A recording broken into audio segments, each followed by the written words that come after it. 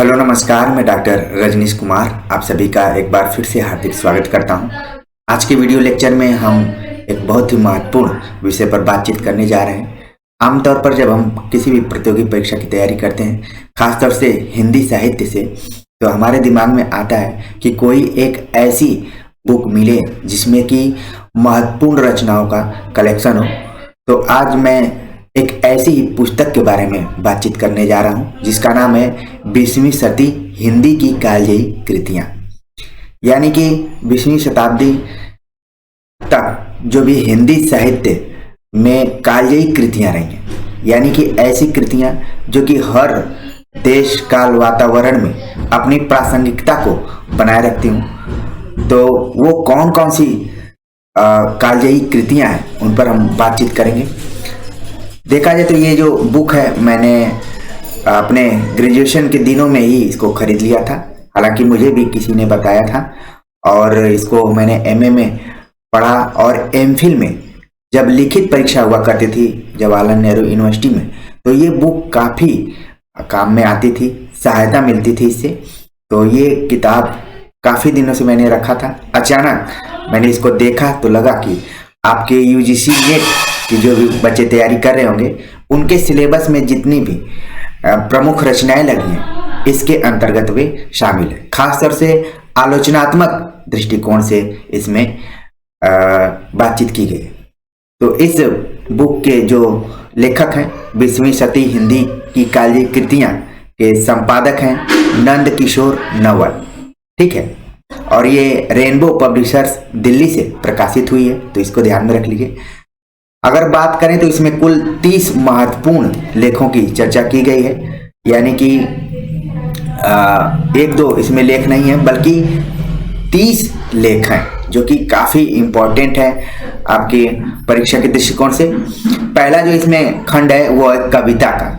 कविता के अंतर्गत साकेत पर बातचीत की गई है नंद किशोर नवल द्वारा, कामायनी रामस्वरूप चतुर्वेदी द्वारा, अनामिका बच्चन सिंह, उर्वशी दिनेश्वर प्रसाद द्वारा, हरी घास पर क्षण भर परमानंद श्रीवास्तव द्वारा, चांद का मुंह टेढ़ा है राजेंद्र कुमार द्वारा।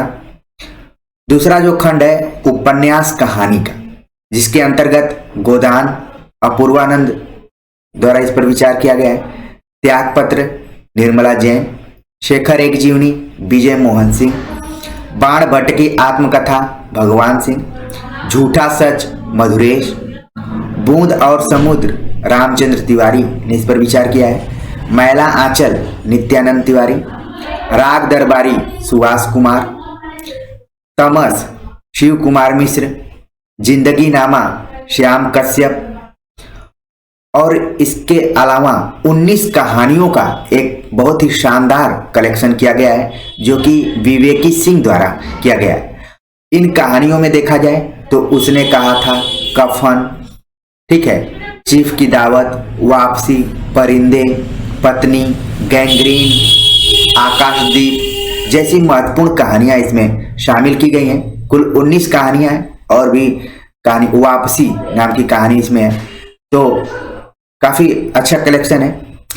अगले खंड पर बात करें तो उसका नाम है नाटक, जिसके अंतर्गत चंद्रगुप्त पर विचार किया है गिरीश रस्तोगी ने, कोणार्क श्रीकांत किशोर, अंधायुग सिद्धनाथ कुमार, आषाढ़ का एक दिन जावेद अख्तर खां, हानुष अविनाश चंद्र मिश्र।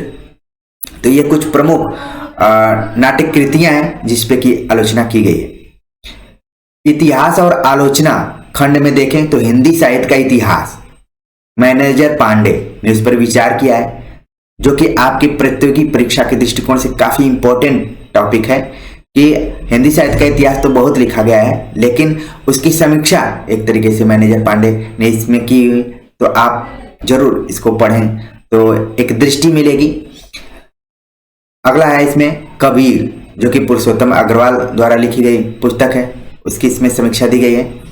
निराला की साहित्य साधना दूसरा खंड, आप जानते हैं कि 3 खंडों में है निराला की साहित्य साधना। तो दूसरा खंड पढ़ना है। शंभुनाथ सिंह इसको लिखा है, इसकी समीक्षा लिखा है उन्होंने। एक साहित्यिक की डायरी, जो कि मुक्तिबोध की रचना है लेकिन शरद रंजन सर ने इसकी आलोचना की है, इसका मूल्यांकन किया है। कविता के नए प्रतिमा तरुण कुमार ने इस पे समीक्षात्मक लेख लिखा है, जो कि इनाम और सिंह की पुस्तक है। इसके अलावा स्फुट कलेक्शन यहाँ पर है। ओल्गा से गंगा, मदन कश्यप ने इस पे बातचीत किया है। कलम का सिपाही, जो कि अमृत राय द्वारा लिखी गई है, प्रेमचंद की जीवनी है। रवि भूषण ने इस पे समीक्षात्मक मूल्यांकन किया है। बच्चन की आत्मकथा पूर्वार्ध, गोपेश्वर सिंह ने इस पे विचार किया। तो आप देखेंगे कि इसमें कुल 30 महत्वपूर्ण आलेखों, रचनाओं को शामिल किया गया है, जो कि नेट प्रवक्ता और असिस्टेंट प्रोफेसर के एग्जाम के लिए काफी इंपॉर्टेंट है। और एक चीज यहाँ ध्यान में रखिए, जब मैं यूपी हायर एजुकेशन की कभी तैयारी करता था तो मैंने इसमें टिक किया हुआ है कि कौन कौन सी रचना इसमें है। तो ये काफी महत्वपूर्ण पुस्तक के बारे में मैंने बताया आप सभी को।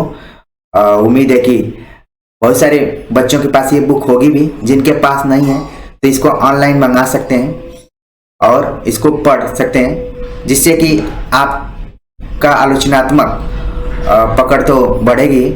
इसके अलावा जो स्थापना कथन से संबंधित प्रश्न आते हैं वो भी आप आराम से हल कर पाएंगे।